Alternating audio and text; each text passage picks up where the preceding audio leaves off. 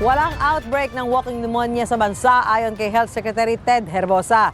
Sinabi niya yan sa gitna ng pangamba sa tumataas na kaso ng respiratory illnesses sa China. Giit ni Herbosa, hindi bagong virus ang dahilan ng walking pneumonia kundi mga dating microbe tulad ng sa influenza. Una na sinabi ni Health Undersecretary Eric Tayag na may pagkakatulad ng walking pneumonia sa COVID-19.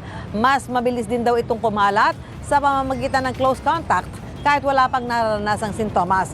Abiso ng DOH, sundin pa rin ang health protocols gaya ng pagsusuot ng face mask at social distancing para maiwasan ang hawahan. Mauna ka sa mga balita, bisitahin at mag-subscribe sa GMA Integrated News sa YouTube. Sa mga kapuso abroad, samahan nyo kami sa GMA Pinoy TV at sa www.gmanews.tv.